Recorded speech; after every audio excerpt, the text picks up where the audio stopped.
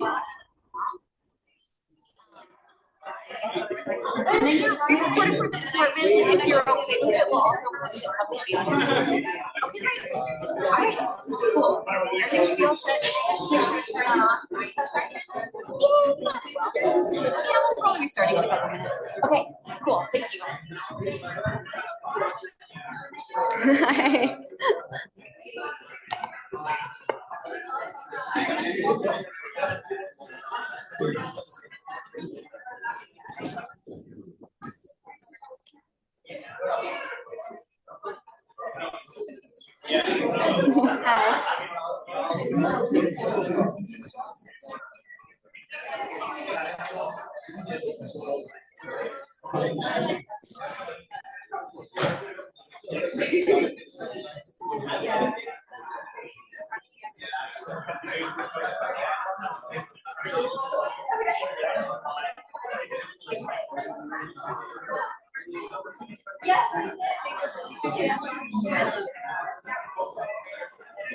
You did with my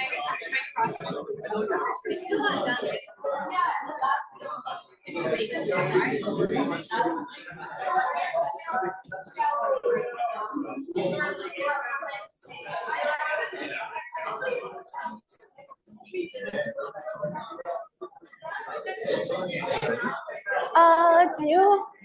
Can I test this something? Okay, yeah, I think I'm ready. What? Where did you get your undergraduate degree? In Taiwan, back in Taiwan. So back in Taiwan. Taiwan. Yeah. And also electrical engineering? Yes, in electrical engineering. Yeah. That doesn't show on the bio. I'm also excited. Wait, I don't know if this is working. Hey, welcome to Sarah Chu's talk. She's a faculty candidate in computer science, and she's a PhD candidate right now at the University of San Diego in electrical and computer engineering. She got her undergraduate degree in electrical engineering in Taiwan, and she did very well at UCSD. She will tell you in a second what she's working on, but she won the best paper award at the ICRA conference on medical robots, is that right? Yeah. And she's also a rising star in electrical engineering and computer science. So we are very glad that you made it out and looking forward to your talk. Okay. Yeah, thanks for the introduction. So hello, everyone.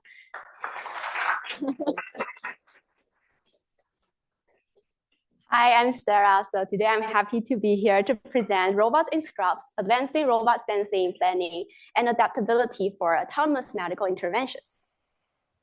My research vision is that everyone in the future will have access to professional and safe medical services.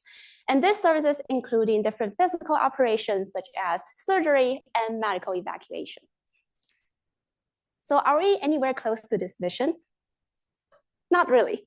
In fact, we are heading in the opposite way as we are facing a shortage of healthcare professionals.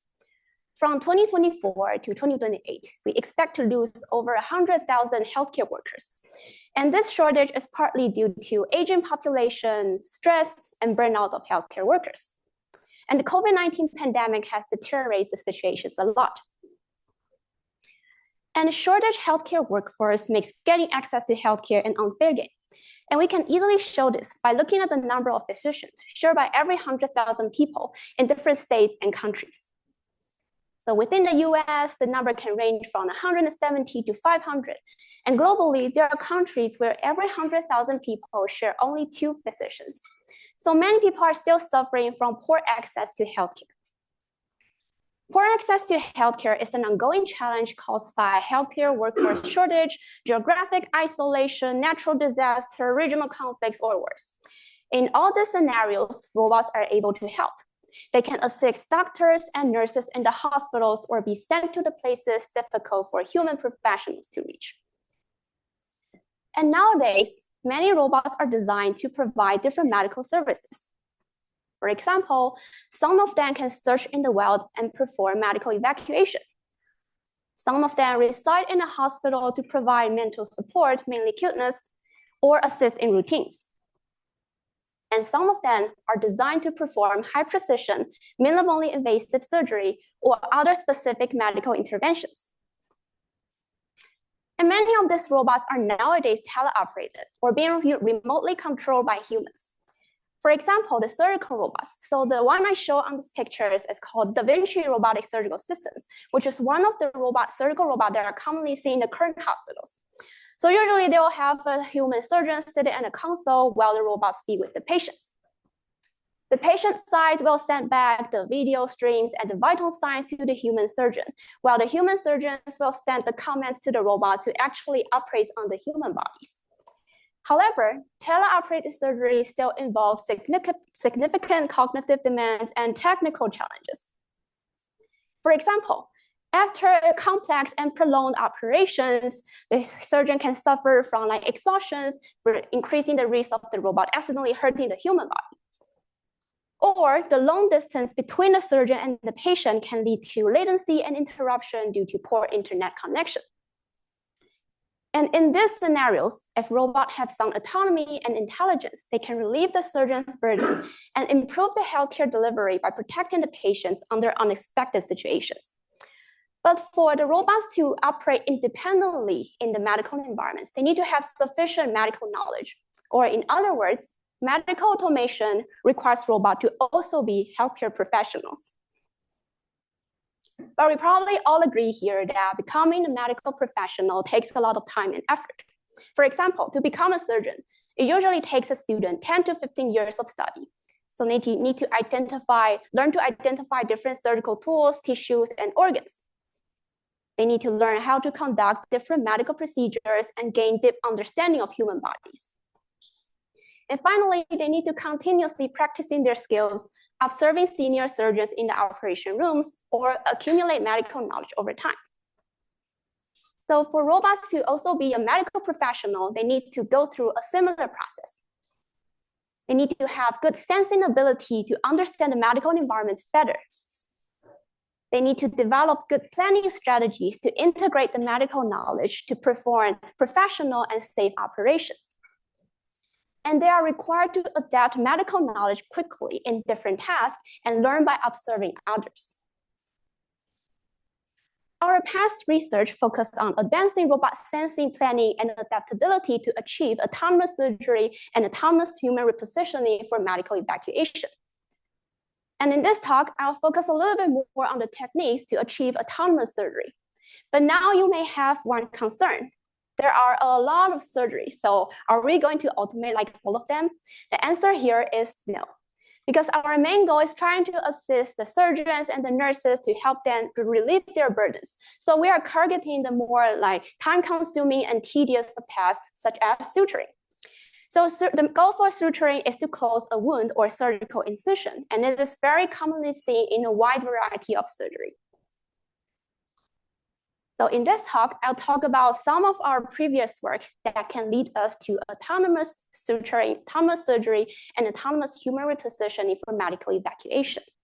So at the end of this talk, I'll demonstrate our current progress towards autonomous suturing and autonomous medical evacuation. So let's start with improving robot sensing. The goal here is to answer, how can a robot understand a medical environment? And this understanding is not only about to identify what's happening in the current environment. It's about to reconstruct the 3D spatial relationship among the objects so the robot can interact with them. And this object can include different tissues and surgical tools. And the sensors we mainly use to observe a surgical environment here is a camera. To reconstruct a medical environment is very challenging. So for example, we can check as an example scene of suturing in partial nephrectomy. So partial nephrectomy aims to remove a tumor on our kidney. And after the tumor is removed, the surgeon will usually perform suturing to close the wound. And of course, this is not a realistic scene because it's too clean. If you are a surgeon who actually operates on this procedure, what you will actually see after blur processing is something like that. So the environment is very messy with everything looks a little bit red, yellow, and sometimes even green. In addition, our organs can be very slippery because there are liquids inside our body. So the environment is non-stationary. And sometimes there can be a sudden burst of blood coming out during the procedures, which can seriously block our vision. And finally, since surgical procedures require high precision movements, so the tools that are used are in general very small. For example, the suture needles that used in suturing usually ranges from centimeters to even millimeter scales. So given all these challenges, it's very difficult to know exactly where's the location of those objects are. But we can kind of guess by estimating how likely an object will be at a given location using probabilistic localization. So our goal here is to try to track the probability of the object pose given its past actions and observations. And we assume that these actions and observations can be obtained from sensors. And the environment is subject to a motion model and observation model. So the motion model will tell us what the object pose will change given the current state and the actions, and the observation models will tell us what the expected observation looks like given the current state. And there are many methods that can solve probabilistic localization. But here we mostly use particle filter due to the nonlinearity of the motion and observation model. So in particle filter, there will be a bunch of particles used to estimate the state of the real object. And each particle will represent an estimation of the current state. And every particle is assigned with a weight, which basically measures how close the current particle is to the real object. And the weight of each particle will be updated after comparing the real observation from the sensors with the expected one using the observation model. And if we know the real object is moving, we'll apply the actions to all the particles with some motion noise using the motion model. So from this super simplified version of particle filter, you probably can imagine that the observation models will affect the final localization results a lot. And I forgot to mention that the final estimated state of particle filter will be calculated by the weighted sum of all particles. So since observation model is very important for localization, we propose observation models to localize some of the object in the environment. For example, the very tiny suture needles. Since suture needles are usually circular, so we propose an ellipse-based observation models to model its expected observation on an image. And we use these observation models together with the particle filter to localize these millimeter scale suture needles. However, if we try to reconstruct our localization results in 3D environment, we will see some problems there. So here's an example of how the raw image and the top view of the reconstruction looks like. It seems to align pretty well. But the side view tells a completely different story. You can see that the needle is not evenly properly held by the robotic gripper, which is physically impossible. And we call this invisible grasp. Invisible grasp will provide the robot with a very strong 3D information, which can cause severe damage to human bodies when the robots run the surgery with this kind of localization results. So we don't want invisible configuration. We want our localization results to always give us valid output. So to achieve this goal, we can revisit our probabilistic localization methods to localize an enhanced suture needle. And this time we need to add a constraint to our problem. And the constraint here tells us that the object pose or the enhanced suture needle pose needs to always lie inside the visible grasping manifold formed by the robotic gripper. So now the question becomes, how can we satisfy this constraint? Here we propose to derive the analytical or the closed form of this manifold, and we call it analytical manifold. But you may have some doubts about this method because our robot is a non-primitive shape, and everything is described in the 3D space. So this analytical manifold can be super irregular and difficult to define. In fact, previous work has shown that even if our objects are primitive shapes and the pose are in 2D, the FT is already difficult to define. And we cannot really change whether our robots are primitive or not. So the only thing we can change here is how we represent the object pose. So here we propose to replace the pose representation of the object to a new needle representation in 3D space, which describes the needle held by a robotic gripper. So how can we do this? We propose a context-centered representation to describe enhanced suture needles, such as you can see in these figures. So there are in general 2 steps. The first step is to define a contact point on the needle, because suture needles are circular, so we can just use the circle equation to model this. And if we assume the radius of the needle is known, we can only change the angles on the circles to define which contact point the robot is in contact with the needle. The second step is that we need to define a grasping directions, which are the blue arrows that you can see in these figures. So to define a grasping direction, we first construct a sphere around the contact point, and we use the spherical coordinate system to sample the point within the sphere, and then we can put our robotic gripper at the point that it point towards the contact point, and this becomes our grasping directions. However, because the spherical coordinate parameters d, theta, and phi are dependent random variables, which will bring us some problem when we do like probabilistic localization. So we decouple their dependency by transforming them into W and V parameters. And doing so, we can ensure uniform samplings for particle filters, which give us better localization results. So now we use our context-centric representation to transform the pose of an enhanced suture needle. How do we define our feasible grasping constraint for the feasible grasping manifold for the constraint? First, we need to transform the position and orientation of the suture needle into the 4 parameters I just explained, alpha, W, and V. And you can see that because now the needle is constrained by the robot, so the dimensionality of the representation will move from 6 to 4. And with this representation, our feasible grasping manifold becomes this. If you look closer to the formulation, you can see that it's actually a 4-dimensional hyperrectangle. So compared to using the position and orientation to represent the feasible grasping manifold, which is highly irregular, our context-centric representation could give us a very primitive shape of this manifold. So what are the benefits of using the context-centric representation? The first is that we can achieve real-time localization because first, our feasible grasping manifold is very simple. It's very fast to sample from it. And second, because we are tracking the relative pose between the robotic gripper and the needle, so we basically reduce our search space from the entire 3D environment to only around the suture, to only around the robotic gripper. And the second benefit is that our manifold is convex. So convex tells us if we do average among like multiple like samples from the manifold, the output should also be valid. So ideally, if we average these 2 configurations, we want the output to also be valid. However, if we use position and orientation to represent the needle, the average of these 2 configurations will no longer be valid. But with our alpha, W, and V representation, since the manifold is a convex shape, so the average is still valid. And this convexity is very important for particle filters because we are constantly doing weighted sum of multiple samples. Now we can take a quick look at our real-time surgical tool localization result. And our needle is detected with a deep learning-based needle key point detectors. And you can see that from the side view, our constraint method can accurately track the relative pose between the robot and the needle. And you might wondering that, oh, I only talked about like how to track or localize a suture needle. How about other objects in the environment?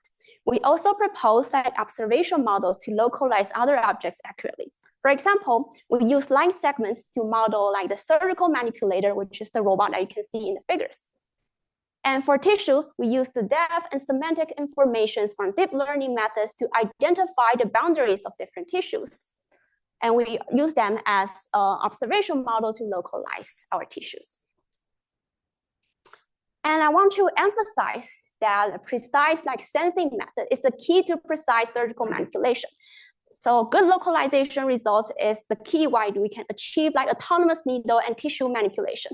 And I'll talk a little bit more about the results in the later talk.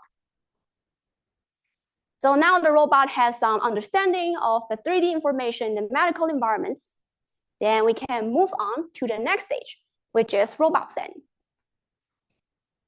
So the goal for robot planning is to answer how can medical knowledge inform a robot's movement to ensure professional and safe operations. So this medical knowledge can include different medical procedures, the understanding of human body, and also how doctors or surgeons can be resilient when facing unexpectedness in medical environments. And our answer to this question is to propose mathematical models that can describe medical procedures, human bodies, and how to be resilient. But in this section, I want to focus a little bit more on how can we model being resilient when facing unexpectedness in surgical environments. There can be a lot of unexpectedness happening in surgical environments. For example, the blood that suddenly come out can block our vision. And also, the camera can be randomly moved by others if you are collaborating with other humans or even robots. So in this kind of unexpectedness, what do surgeons usually do when their view is blocked or changed? So if you look at the minimally invasive surgery like videos online, you will probably see that the surgeons usually try to move away from the occlusion and move closer to the sensors. So if we want the robots to automate like autonomously in the medical environments, we want them to follow the second trajectory instead of the first one, so that the robots can autonomously move closer to the camera to get a better view themselves. So how can we change the robot's trajectory from the first one to the second one? Before we make any change here, let us remind ourselves the famous saying from the psychologists and the writers: the first step towards change is awareness. So if we want the robot to change the trajectory, we needed to be aware of something. So what is that? We want the robot, or we need the robot to be aware of what makes the view bad. From the surgeon's experience, they can have 3 different factors that makes the view bad.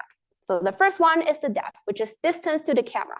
If you are further away from the camera, your view is poorer.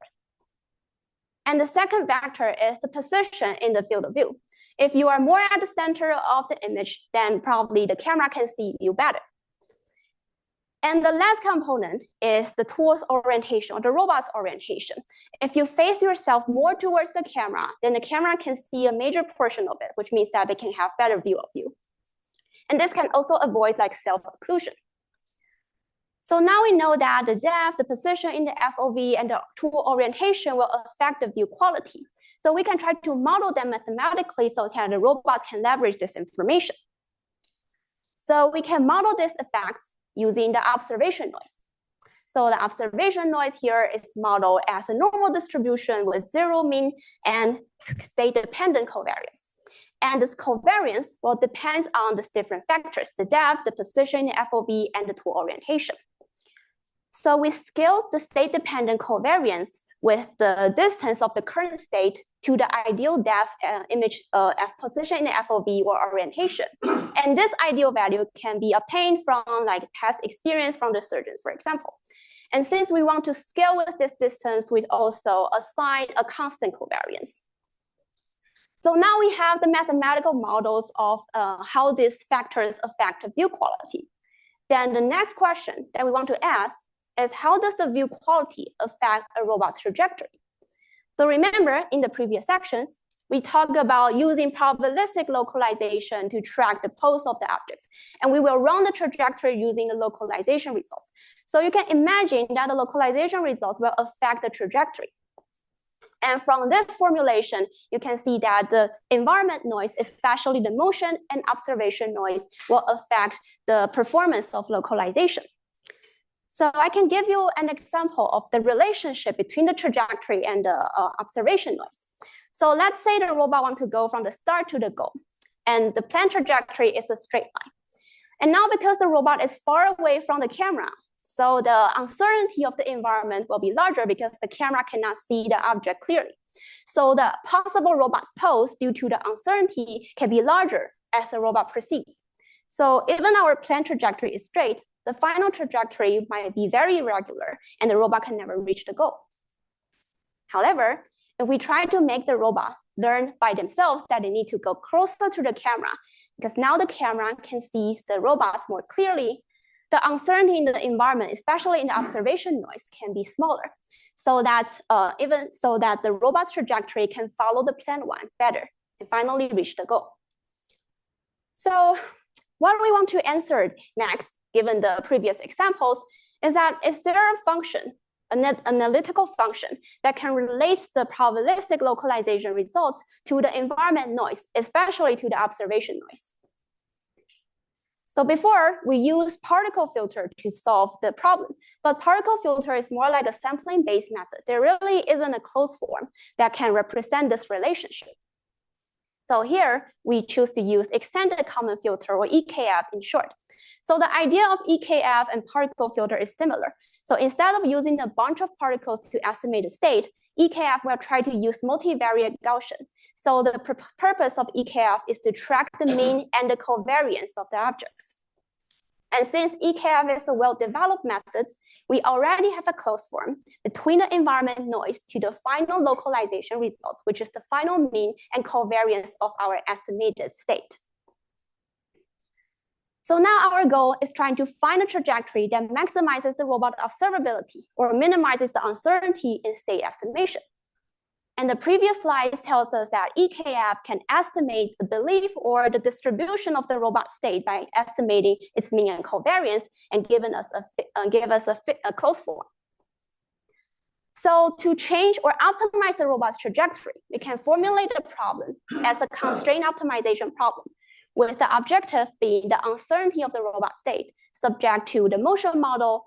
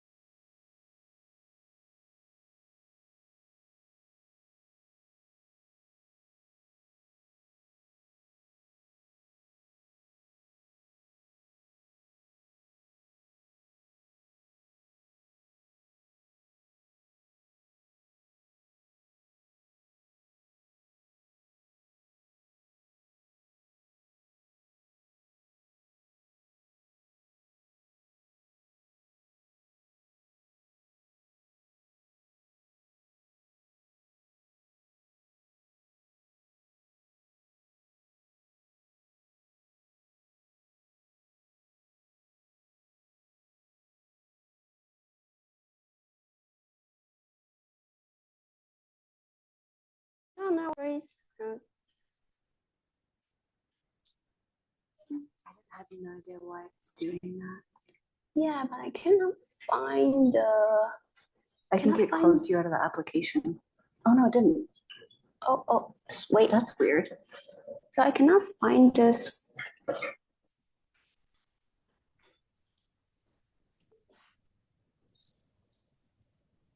see you. Mm-hmm. So maybe if you just share your screen again. Okay. It looks like the audio is back on.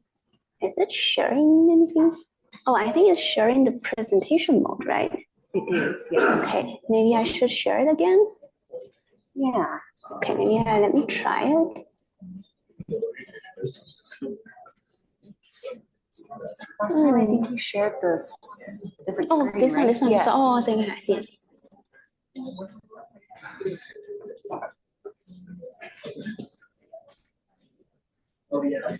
Okay, I'm so sorry. No worries. All right, so, well, I was just talking about in this video with short step, because the robot can try to optimize its trajectory, move closer to the camera can get a better view, so the uncertainty is smaller, so the robot can eventually reach a goal. And we did another experiment, which is to, why isn't it working? Okay, which is to randomly move the camera. And let me quickly close the panel here so that I can see the title. This is mine, okay. Yeah, so we randomly move the motions of the camera. So to see if the robots can follow the cameras every time the camera moves. So you can see again, without optimizing the trajectory, the robots will lose its sight very quickly and eventually fails. But with short step, the robot can adjust to the camera movement every time it's randomly moved so that eventually it can still succeed in the task.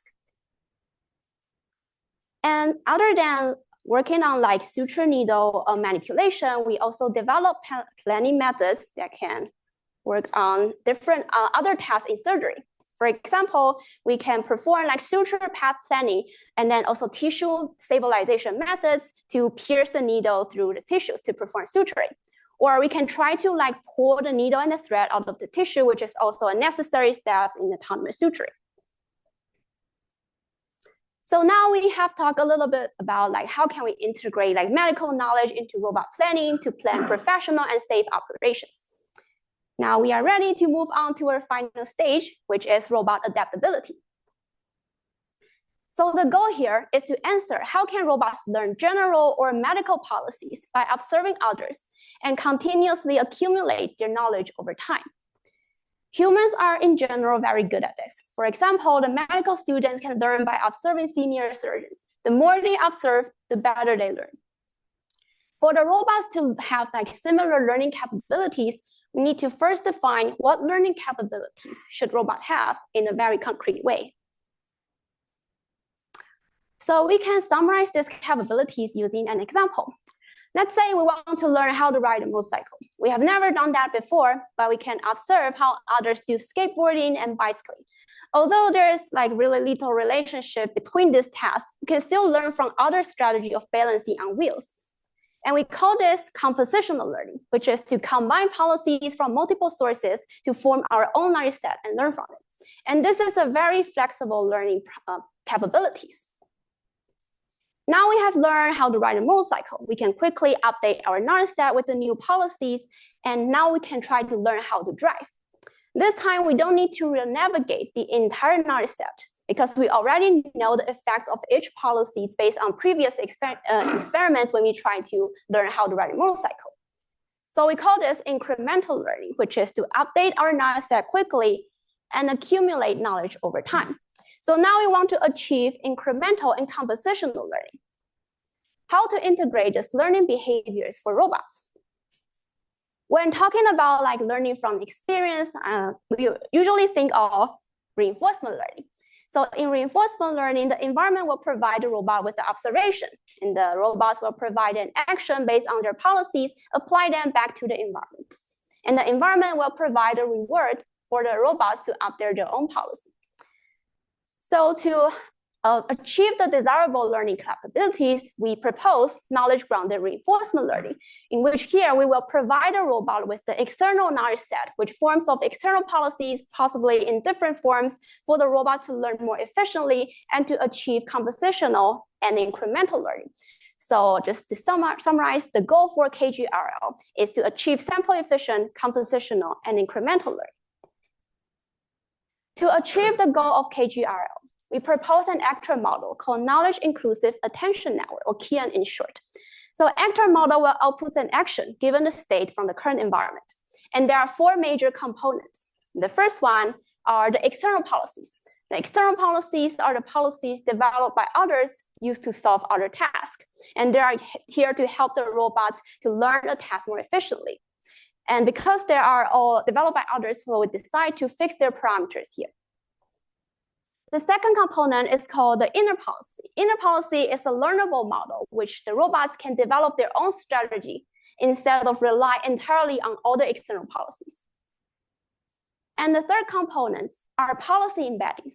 Policy embeddings are learnable vectors which can unify the representations of all the policies, because now our policy can be in neural networks, decision tree, or even if-else programs. So we need a unified representation to know how to combine or choose the best of them. And this is the key to achieve compositional learning, because now we can combine policies in different forms to help learning. And the final component is called query. Query is a learnable model which will perform the policy selection or combination operations. And I want you to notice that here we separate the knowledge selection, which is the query, from the knowledge representation, which are the policy embeddings. So to do so, we can achieve like incremental learning, because every time if we add like new policies into our network, we don't need to relearn the previous knowledge embeddings or even the query. We can just continuously add the policies together with their own assigned embeddings. And again, this is the key to achieve incremental learning. So now in KIAN, there are 4 components, and 3 of them are learnables. And for these learnable parameters, we use end-to-end update with reinforcement learning algorithms, such as policy gradient. So now we know the actor architecture of KIAN. How can we actually generate actions using this actor model? So here we propose multi-policy fusion, which contains 2 different steps. The first step is to first calculate the weights of all policies. And we do so by calculating the dot product between the query factor and the knowledge embeddings. So the query factor is the output of the query network given a state.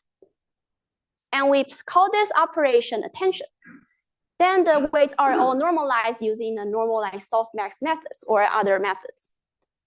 And in the second step, we will combine all the policies together. So now we can do the weighted sum of all the policies, and now our policy distribution becomes a mixture of Gaussians. And the next thing that are very important in KGRL is exploration. So the goal of exploration is to find a better or more optimal policies. And in reinforcement learning, this is usually done by applying different actions or to visit unexplored states. So in RL, this can be achieved by improving the randomness of the initial policy. Then how about exploration in KGRL? Since now in KGRL, there are multiple policies, so the intuitive way to improve the randomness of the initial policy is to select as many policies as possible, or to try out as many policies as possible, so that the robots can know which one might be better. So can we use the very popular exploration method in reinforcement learning, which is to maximize the entropy of the entire policy distribution to achieve that? So before answering that question, let's take a closer look at our policy distribution. Because our policy is a mixture of Gaussians, which combines an inner policy and multiple external policies. And because inner policies is unlearned, so it's more random, while the external policies are more developed to solve other tasks, they are more deterministic. So we can know that the entropy of the inner policy might be larger than the external ones. And we call this entropy imbalance. If your policy has entropy imbalance, then the most intuitive way, if we try to maximize the randomness of the entire policy, then the easiest way is to set the weight of the inner policy to 1 and all the external policies weight to 0. So now the external policies are no longer useful, they are just here for decorations. So we really need to solve the entropy imbalance problem. So how can we solve the entropy imbalance problem? The idea is to balance the entropy of all policies. And to do so, we propose to redesign the probability of how a sampled action is calculated. So here is the definition of entropy. Given the definition of the entropy, we can know that it can be approximated using the probability or the policy's distribution at the actions sampled from the policy. So to calculate the probability of a sampled action given the policy distribution, we can simply plug in the action into the probability distribution. However, here's an example of how a possible mixture of Gaussian distribution might look like. If you have a distribution looks like this, and your sample action is very far away from the external policies, then the probability of all the external policies were evaluated with the sample action will be very close to 0. So this will lead to basically no updates when you try to update the weights of all the external policies. And here we are suffering from the entropy imbalance problem. So instead of doing this, we replace the actions that are plugged into different sub-policies with the actions that are sampled by themselves. So now we don't use AT anymore. We use the actions that are sampled by each sub-policy separately to evaluate the probability of the sampled actions. And we can mathematically prove, in fact, we proved in our paper that doing so, we will no longer suffer from entropy imbalance, and we can learn a more effective policies. So just a quick recap to achieve the goal of KGRL, we propose an actor model called Kian. And Kian, the architecture of Kian looks like this, have 4 major components. And we also propose the multi-policy fusion methods to generate the actions from Kian, and we address the entropy imbalance to improve the exploration of KGRL. And I hope at this point, you still remember the title of this talk is about autonomous medical interventions, because we are coming back to it. So we can apply the algorithm Kian to achieve incremental surgical task automation. So here we can try to formulate our problem as a KGRL problem, and we can provide a robot with several external policies. And these policies are super simple. They just include reaching a target or reaching a goal, or 2 arms trying to approach each other without involving any sophisticated manipulation here. And here we combine the policies in if-else programs or neural networks so that we can see if we can achieve compositional learning. And we can try to see if we can learn multiple surgical tasks continuously or incrementally. So these are the tasks that we do consider. So there are like 4 or 3 different sequences that in each sequence, the tasks are learned like incrementally. So how this is done is that every time a task is learned, when we try to learn the new task, we will reuse the knowledge embedding, the inner policy, the query network in the next task to see if we can reuse and accumulate those knowledge over time. And the tasks here can include like endoscopic camera control, surgical object manipulation, and also surgical training tasks. So the surgical training task is trying to familiarize the robots with how to perform precise actions on very small objects. And you can see that the tasks that are incrementally learned have very different properties. The object that they are maintaining or they are manipulating are very different. But we can show that we can still learn successfully when trying to adapt the knowledge from one task to another very different task. And we successfully deploy all the learned policies on the real surgical robotic systems, but here I want to show some of the more impressive results. So in this videos, these 3 tasks are learned continuously. So we first learn how to pick up the gauze, then we learn how to pick up the needle, and finally we learn how to transfer an object from one pack to another. And we can also learn 2 bimanual manipulation tasks continuously. So first, we learn how to regress a suture needle, pass it from one hand to another, and we use this policy to help us learn how to transfer an object from one pack to another pack using 2 robotic arms without failure. So now I have introduced the 3 aspects of robot sensing, planning, and adaptability for robots to move closer to becoming a medical professionals. So what's next? So a very straightforward next step is to combine these 3 aspects to see if we can actually move closer to autonomous suturing. And here, I first want to introduce the steps of suturing. So suturing is a complex process that involves like multiple steps. So you need to reach the suture point, stabilize the tissues, and then pierce the tissues while the other arm trying to stabilize it. And finally, the one robot arm needs to pull and lift the needle out of the tissue. And we can see how whether we can combine our previous research to achieve autonomy in all the steps. So here's the examples or the results. So we first do localization, then we do like planning to stabilize the tissues by considering the tissue's deformation. And then we pierce the needle over through the tissues. And then finally, we'll apply some safety force for the needle for the robot to pull out the needle. And this is done on a pig kidney. Yes. And I want to mention that the adaptability that are used in this work is that we applied our actions or policies for needle holding, reaching, and regressing that are all learned from our Kian algorithms. And next, we can try to see if we can combine all of them together, and this time with the thread. So again, we try to stabilize the tissues, and then we can pierce the tissue with the needle, pulling it out.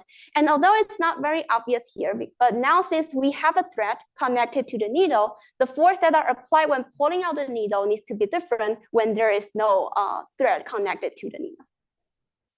And finally, this is the current work that we are trying to push forward is to do continuous suturing. So suturing usually they are involved like continuously running all the steps I just showed and without any failure. So you can imagine that if the needle is dropped in the middle of the process, then need to redo everything. So here we're trying to see if we can achieve like 2 continuous cycles without failures. And you can see that we can try to perform suturing by following the surgeon's guidelines, because like the 2 sutures will be apart for approximately 5 millimeters, which is what usually surgeons will suggest here.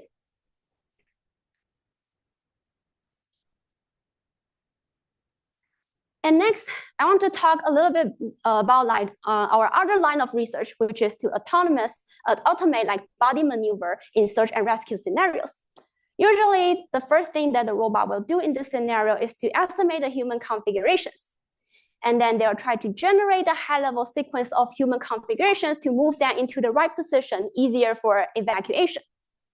Next, the robot will try to find the optimal grasping points, and finally, to plan and execute the safe trajectories to move the human body. So for this task, we also develop like sensing and especially sensing and planning algorithms. So we first detect different human configurations. These are 4 human subjects, and they are all lying on the ground. And we can also change their configurations. And we replicate their configurations in the simulation environments and place the robot's trajectories that are able to move their limbs into the right positions. And there are some specifically tricky configurations, so you can see the robots need longer trajectory there. And finally, we deploy our trajectory onto a real human, which is my very brave lab mate. So we try to let the robots move their arms. You can see that she's nervous, but the robot is not going to break her arm. So you can see that the robots will try to follow our planned trajectory to move it to the easier to evacuate positions. And here is another example. So I talk about the first steps or the very straightforward next step is to integrate all these components together. Then how about consider the sensing, planning, and adaptability separately in different medical environments or general environments? Usually in the operation room, the surgeon will not only rely on vision, they will also rely on touch, the vital signs such as heartbeats, and also special medical imaging such as X-ray, CT, and MRI. And similarly, in the search and rescue scenarios, the sensor that might involve including camera, thermal, acoustic, breath detector, or LiDAR. So the important question to answer here is how can we broaden robot sensing in medical or general environments to include sensor data across modalities? And for robot planning, because human bodies are very sophisticated, for example, our different tissues and organs can have very different physical properties. It can be as soft as fat and as stiff as bone. So how can a robot learn how to model this different physical attribute is an ongoing challenge. And another thing is that there are basically countless knowledge about how to treat our body properly. And again, to integrate this knowledge through robot to become a medical professional is again very challenging. And next, there's an important thing we didn't really discuss before is that there's a trade-off between accuracy and efficiency in medical operations. So sometimes you will try to operate the medical operation very fast so that the human will not suffer from further damage. For example, if your scalp is bleeding, you will try to suturing as fast as possible. However, if the robot tried to comply 100% to the safety matrix, which is the insertion needs to be as perpendicular to the scalp as possible, then it's going to move very, very slow. So the important question to answer here is how can we systematically model medical knowledge and balance between accuracy and efficiency in operations? And finally, for robot adaptability, we would like to answer how to seamlessly leverage available knowledge to achieve generalizable and lifelong medical skill learning. So in our the robot adaptability section, we talked about how can we leverage the policies developed by others to help with robot learning. But this is not the only knowledge that are available now. Now we still have data set, foundation models, physics models, or hardware such as mechanics and electronics. So how can we leverage these resources to push the boundaries of robots in medical or general environment is the thing that needs to be studied. And also at the beginning, I mentioned that my research vision is trying to bring the medical treatment to different people. However, there are a lot of people are very diverse. There are a lot of different configurations. They have different health conditions. So the robots need to consider that. In addition, they can be in different environments. For example, they can be in urban area, they can be in jungles, swimming in the oceans, or even floating in the outer space. So how can the robots can quickly adapt to different human bodies in diverse environments is an important question. Finally, I want to thank all of my collaborators for making all this research possible. And I also want to thank my funding agencies for providing the funds for the research. And here are some of the references that, because of the space limits, I don't really have the space to put them in the slides. And I would like to conclude my talk with this slide to make robots a medical professional. And thank you so much for listening.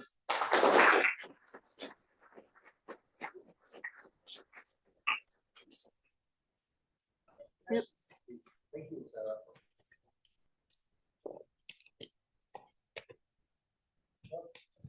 Thank you for that fascinating talk. A high-level question. So, as part part of the preoperative informed consent process, surgeon may receive specific guidance from the patient, and also develops a confidence that the surgeon is going to exercise their preferences with regard to what's going to happen in the surgery.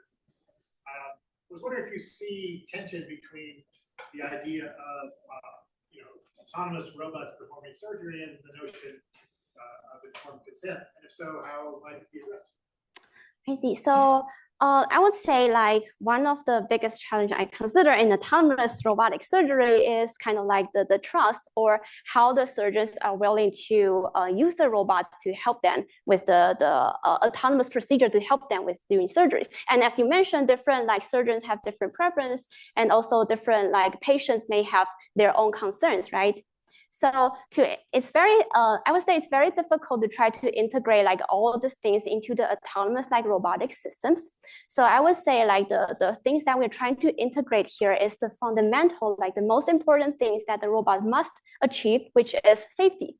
So the safety is important. It's basically the first priority in every surgery. So we try to integrate the models of that into it. So here we cannot really like integrate all of the people's like preferences into the process. But as the development process continuously grow, we can integrate some of the models that can describe the preference that are more commonly seen either within the patients or within the surgeons. And then it can definitely be gradually integrated into the entire systems.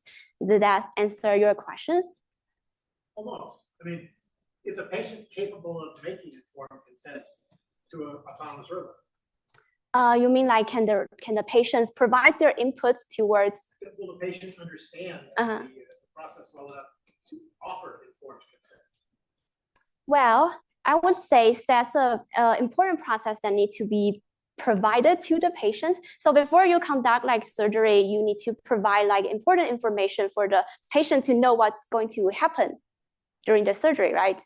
Yeah, so it's kind of like a medical education before like every patients need to go through this process. So I would say if the patient have sufficient knowledge about what's going to happen in their body, they can make some of the decisions for the process. So for example, from the online videos about like surgery, I saw like some of the patients will ask questions about, oh, is this process going to be like this? Is this process going to be like that? And there will be like surgeons trying to answer that. It depends on your preference. If you prefer to do it this way, then it probably can be done this way. So I believe this process can be also get like input from like the patients that are accepting the surgery, if they are educated properly, I would say. Yep, my question is very similar to, I think following up to what the person asked, but thank you for the talk. Very interesting. So one way in which you can probably convince a patient is to formally verify these systems. Say that, for example, right, you have that 40-month-old, and you're going to say that at any starting point in time, any initial condition, moving the surgery from one hand to the other, it will not go outside the region of boundary. Have you thought about any of that research of formally verifying, proving that these systems are safe under any circumstances? Well, currently we do not, we haven't like really developed like very formal like verification process of whether they are safe. But what we do is that we try to like justify whether our models is valid by trying to comply with the surgical guidelines, following like the surgical like textbooks, different surgical like experiences, and we try to make the model more conservative. So by conservative, I would say that it's, well, not trying to perform like bold actions, even if that may be effective. So by doing so, we can at least ensure that it's going to be safe most of the time. But again, because we didn't do like formal verification, we cannot really say that it's going to be 100% safe. But how do you quantify that? How quantify which one? The surgical procedures are like, how do you quantify that? Oh, so that's one of the major line in our research. How do we develop those models, right? So there are like different methods. So what we usually do is that we were trying to first model like the coordinate systems of the entire system, because everything the robot is going to interact with every object. So it's mostly all about like the relative like position or relative pose between different objects. So let's say now today we saw like a surgeon performing a surgical procedure like doing this way, then we can try to model their relative change in the pose and try to like have a model either like learn or deterministic, whatever, to model that procedures. Completely predictive. Yes.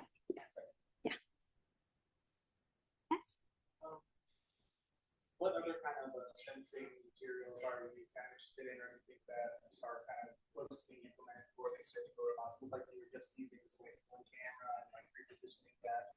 And I'm wondering what you're excited for kind of in the future, getting more information to make a decision or localize these objects. On slide 103, you have like a human performance security, they're using a lot of tactile feedback.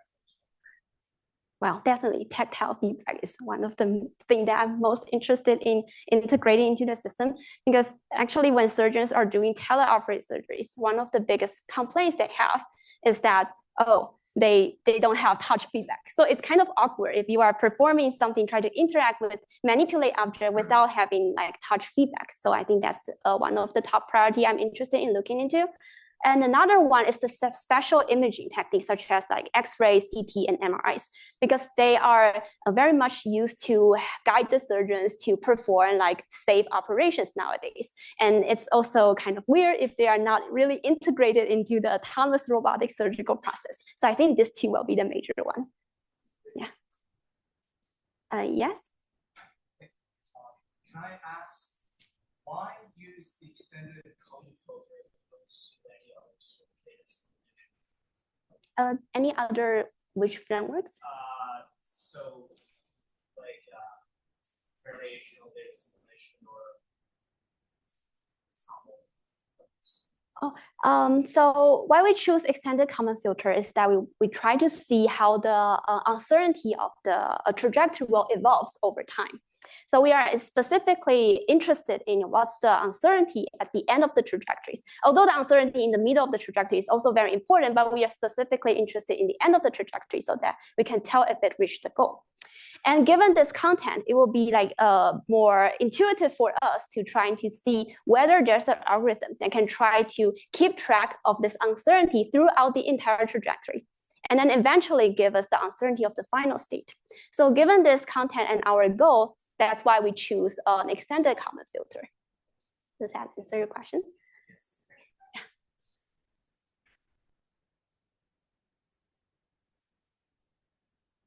Last question. Boys, let's thank the speaker again. Thank you.